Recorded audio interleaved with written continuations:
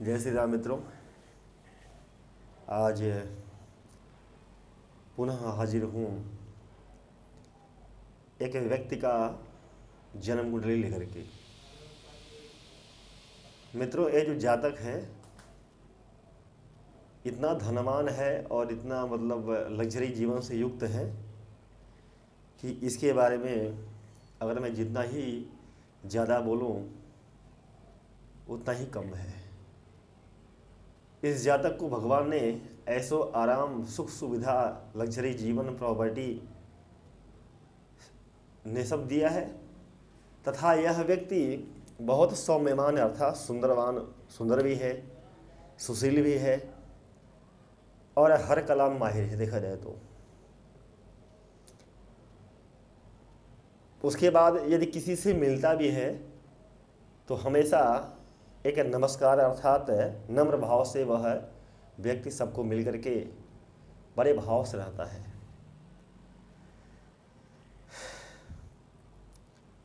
ऐसा कौन सा इसकी कुंडली में ऐसा संयोग है या योग कहो कि आज वह व्यक्ति इतना शिखर पे चढ़ा है। शिखर पे होने के बावजूद भी उसकी जो विनम्रता है आज बहुत सौम्यमान की तरह है, सौम्य है उसका। आइए चलिए देखते हैं, इस पत्रिका को देखते हैं और समझते हैं कि ऐसे कौन से ग्रह हैं कि आज उसको जो है बहुत बड़ा अच्छा पद, प्रतिष्ठा, मान सम्मान से युक्त है। मित्रों, यहाँ डेट ऑफ बर्थ नहीं बताऊंगा आप सभी को, समय नहीं बताऊंगा कि है कब जन्म हुआ था। खाली बस अपने को जो है यह ऐसा कुंडली का कौन सा ऐसा ग्रह स्थित है उसका ही आज परीक्षण करेंगे। मित्रों, लग्न में 4 नंबर की राशि है। लग्न में 4 नंबर की राशि हो तो 4 नंबर राशि कौन सा है? कर्क राशि। और कर्क के स्वामी बन जाते हैं चंद्र देवता। चंद्रमा रात की रानी का उपाधि मिला है ज्योतिष के हिसाब से। जो 4 नंबर की राशि है वह सौम्य राशि अर्थात शुभ ग्रह की राशि है और 4 नंबर राशि के स्वामी बनते हैं चंद्र देवता। चंद्रमा को हम सभी जानते हैं कि आमतौर पे शुभ ग्रह हैं, उनके पास शीतलता प्राप्त है। लेकिन शीतलता प्राप्ति कब होता है अर्थात सौम्य ग्रह हम कब मान सकते हैं कि जब वह ग्रह पक्ष बली हो। यदि वही चंद्रमा अमावस्या के आसपास का हो तो हम कहेंगे क्षीण चंद्रमा। यदि वही चंद्रमा पूर्णमासी के आसपास का जन्म हो शुक्ल पक्ष में तो हम कहेंगे शुभ चंद्रमा। क्षीण चंद्रमा और शुभ चंद्रमा। कर्क लग्न में लगने से बन जाते हैं चंद्र देवता। चंद्रमा कहाँ बैठे देखिए, चंद्रमा जो है यहाँ पे वह 5 अंश में विराजमान है। हालांकि किसी भी ग्रह को यहाँ पे आना 6, 8, 12 भाव में आना सर्वथा वर्जित माना जाता है, क्योंकि अशुभ स्थान है, त्रिक भाव है, यहाँ नहीं आना चाहिए। लेकिन चंद्र देवता एक हम सभी जानते हैं कि लग्नेश लॉर्ड हैं कुंडली के। मैं यूँ कहूँ सीएम कह दीजिए, उपाधि बोल दीजिए या राजा कह दीजिए, वो कहीं बैठ सकता है। तो लग्नेश चंद्रमा 6ठे भाव में वह मीन राशि, धनु राशि में वह 5 अंश पर विराजमान है। लग्न से 6वां अकाल पुरुष से 4थे भाव के स्वामी बनते हैं चंद्र देवता। तो काल पुरुष से 3रा, 3-6 का संबंध है अर्थात जो होता है ठीक है। लेकिन जहाँ यहाँ गए हैं वह देखिए यहाँ पे 6ठे भाव में धनु राशि विद्यमान है, स्थित है। तो धनु राशि में बैठे हैं चंद्र देवता। धनु राशि जहां बैठे हैं अग्नि तत्व की राशि है, तो अग्नि तत्व की राशि में बैठे हैं यहाँ पे, दुस्वभाव की राशि धनु राशि। तो ऐसे इंसान जो होता है चलायमान व्यक्ति होगा, लेकिन यहाँ लग्न में सौम्य राशि है, शुभ ग्रह की राशि है, तो ऐसे इंसान उसके पास उसके अंदर सौम्य कोट की भरा रहेगा। छठे भाव में चंद्रमा आया है तो थोड़ा अच्छा नहीं है, स्ट्रगल दिखाता है। लेकिन देखिए कर्क लग्न में भाग्य विधाता यानी नवम भाव के स्वामी तथा छठे भाव के स्वामी बन जाते हैं देवगुरु बृहस्पति। और देखिए जा करके भाग्य विधाता जाके वह लग्न में बैठा हुआ है, लग्ने से यहाँ पे आया है, छठे भाव में आया है। और छठे भाव स्वामी जो होता है गुरु, जाके वह लग्न में बैठा है। और जहाँ बैठा वह देखिए वह उच्च का बैठा है, 27 अंश पे है, हालांकि मृत अवस्था में है, मृत माने वृद्ध अवस्था में है। लेकिन देखिए यहाँ बोलते हैं राशि परिवर्तन योग। अब गुरु कौन, तो काल पुरुष में गुरु देवता भाग्येश और द्वादशेश हो जाते हैं। वर्तमान कर्क लग्न में वह भाग्य विधाता तथा रोग ऋण रिपु के स्वामी बन जाते हैं, जाके वह लग्न में बैठा है। लग्न में गुरु देवता दिग्बली हो जाते हैं और उच्च के बैठे हैं, हमारा भाग्य विधाता उच्च का बैठा है। फिर कहना क्या, यश केंद्रे बृहस्पति किम कुर्वन्तु सर्वे ग्रहा। यदि केंद्र में बृहस्पति उच्च के बैठे हों या स्वराशि को हों, मुद्रिक राशि में हो, तो कहना क्या। अब जहाँ गुरु बैठे, गुरु यहाँ जहाँ बैठे हैं विद्यमान हैं, गुरु केंद्र के स्वामी नहीं है। गुरु देवता कर्क लग्न में वह भाग्य विधाता हैं। तो ऐसे इंसान में भाग्येश वहाँ गया, लग्न में गया, उच्च का बैठा है, तो यहाँ अगर अशुभ है, कहीं ग्रह की दृष्टि भी पड़ता हो या अशुभ ग्रह कहीं बैठे भी हों, तो वह उतना कुछ बिगाड़ नहीं पाएगी। देखिए यही केतु बैठा है, भाग्य भाव में केतु बैठा हुआ है। केतु देवता मंगल को तथा गुरु को वह समोत व्यवहार रखते हैं, मित्र मान लेते हैं। देखा जाए तो समता रहती है। यह विधर्मी ग्रह है केतु देवता। तो मित्रों यहाँ मैं कहूँगा कि गुरु यहाँ उच्च का बैठा है, तो मैं कहूँगा यह बहुत सर्वोत्तम संयोग बन रहा है। गुरु यहाँ से बैठ के पंचम भाव को देख रहे हैं, शिक्षा स्थान पे, प्रेम स्थान पे देख रहे हैं। सातवीं दृष्टि से वैवाहिक जीवन पे इनकी दृष्टि पड़ रहा है और नौवीं दृष्टि से स्वयं अपने राशि को देख रहे हैं, अपने घर को देख रहे हैं। तो यह भाव बलवान हुआ। गुरु जहाँ बैठे थोड़ा सा हानि कर देते हैं, थोड़ा हानि रखते हैं, चूँकि काल पुरुष में द्वादशेश हो जाते हैं। गुरु सर्वाधिक बड़े ग्रह कहे गए हैं। तो मित्रों गुरु का दृष्टि यहाँ पड़ रहा है पंचम भाव में, सप्तम भाव पड़ रहा है तथा नवम भाव में पड़ रहा है। तो मैं कहूँगा कि यहाँ भाग्य बलवान, कोई दिक्कत नहीं है, सर्वथा यह सबसे अच्छा संयोग बन रहा है मित्रों। अब देखिए इसी लग्न में अर्थात लग्न में ही कर्क राशि में शुक्र देवता बैठे हैं। शुक्र हम सभी जानते हैं कि सर्वाधिक शुभ ग्रह दो ग्रह हैं निर्विवाद रूप से, देवगुरु बृहस्पति और शुक्राचार्य। शुक्र देवता एक शुभ ग्रह है, हम सभी जानते हैं। कोई ग्रह का दो कंडीशन होता है, शुभ हो सकते हैं, अशुभ भी हो सकते हैं। अशुभ कैसे होंगे, यह देखना है कि वह कहाँ का उनको मालिकाना प्राप्त है, किस भाव के स्वामी हैं वह। यदि अशुभ भाव के स्वामी हैं, दुख भाव के स्वामी हैं, तो भाई अपना वह कर्तव्य अदा करेंगे। तो कर्क लग्न में देखा जाए तो शुक्र देवता चतुर्थेश और एकादशेश हो जाते हैं। शुक्र देवता यहाँ देखिए जो चौथा भाव होता है, इस भाव से इस जातक का सुख सुविधा, भूम भवन, माता का सुख, लग्जरी जीवन, प्रॉपर्टी, ऐशो आराम की ज़िंदगी, देखा जाता है चौथे भाव से। तो चतुर्थेश यानी शुक्राचार्य, कर्क लग्न में देखा जाए तो शुक्र की जो मूल त्रिकोण राशि है वह तुला राशि है। तो देखिए वहाँ पे केंद्र में विराजमान है, चौथे भाव में स्थित है। यहाँ से जाके जहाँ गए हैं 7, 8, 9, 10 अपने से दसम स्थान पे चले गए और सहराशि से तीसरा 10, 3 का संबंध आया, 6, 8 का संबंध नहीं आया है।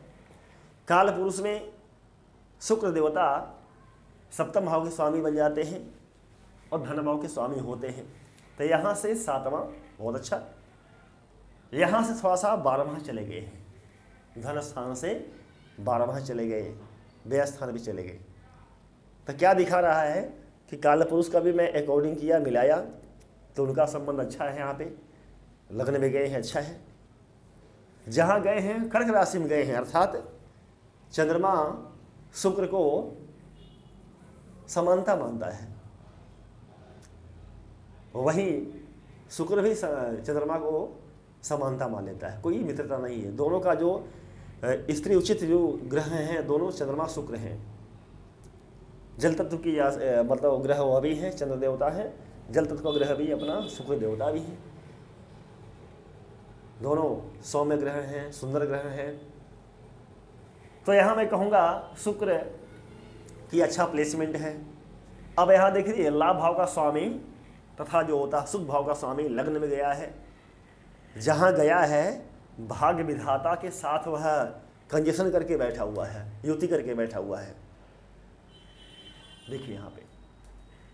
और जिसके साथ संबंध बना रखा है शुक्र देवता, वह गुरु देवता है, देवताओं के गुरु,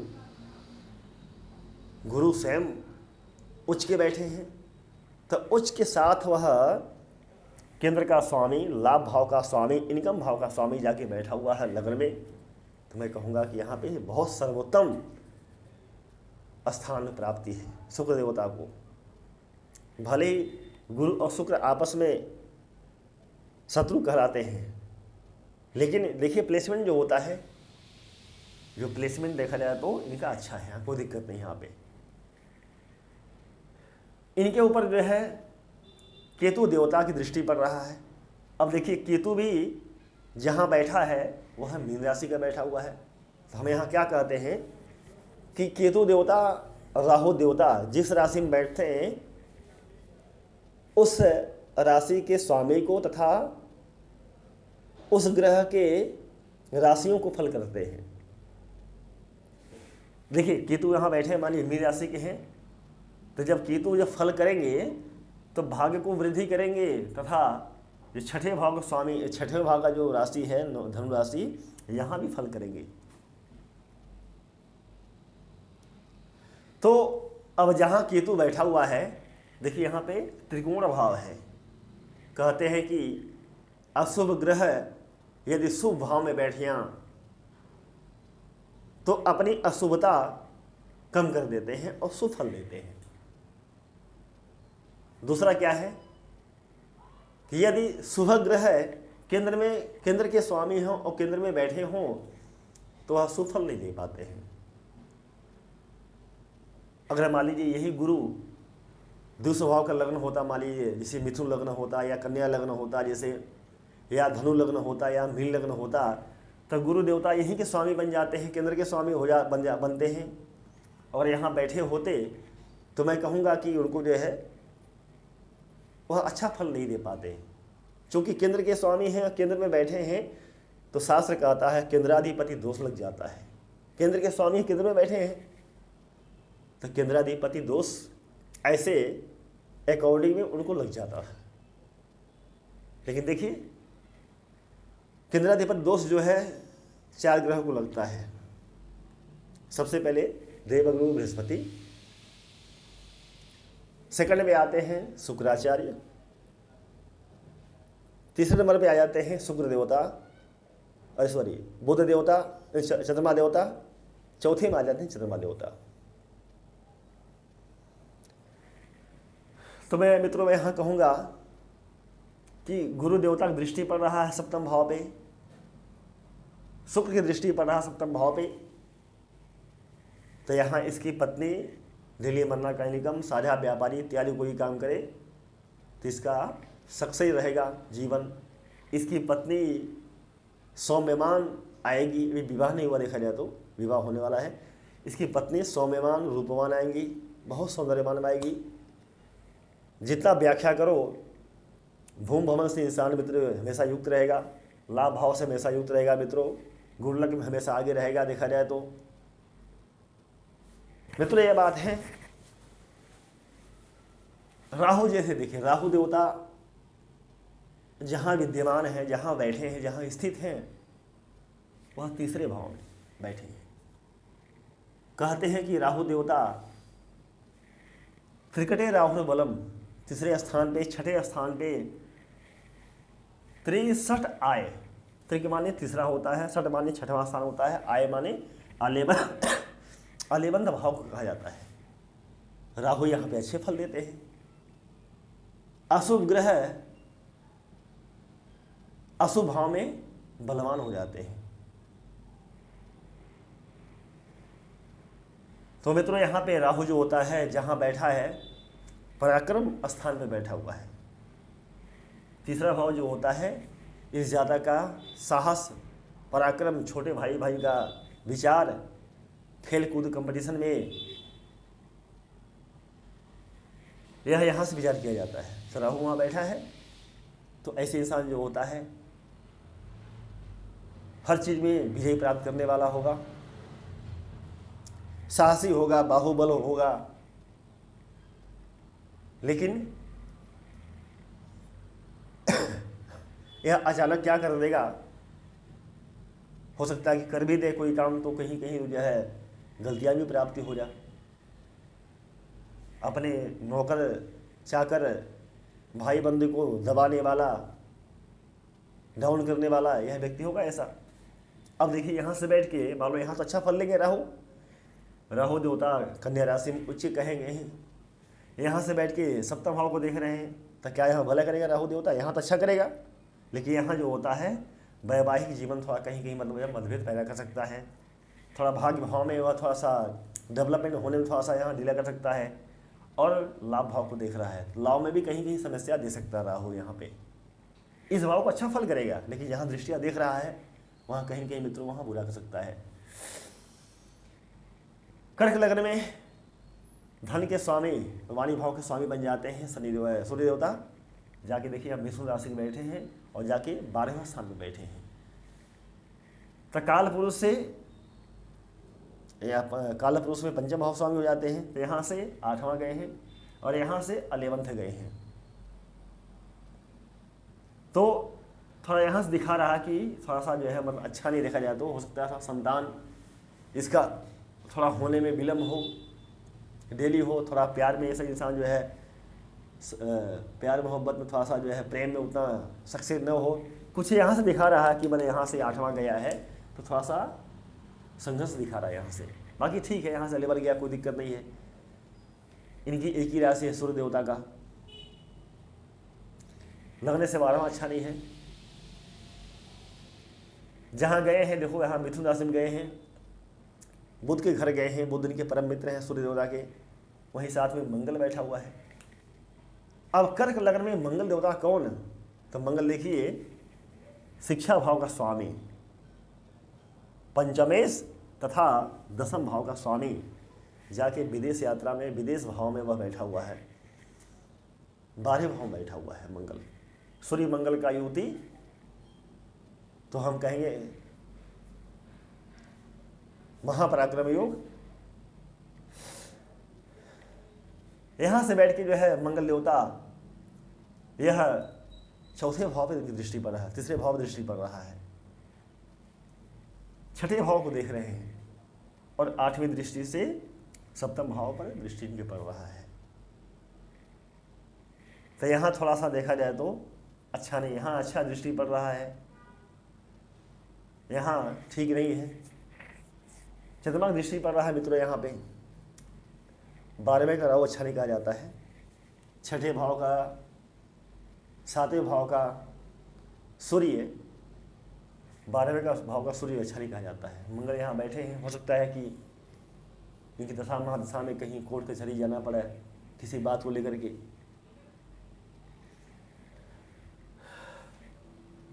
मित्रों, कर्क लग्न में सप्तमेश यानी वैवाहिक जीवन के स्वामी और आयु के स्वामी बन जाते हैं शनि देवता।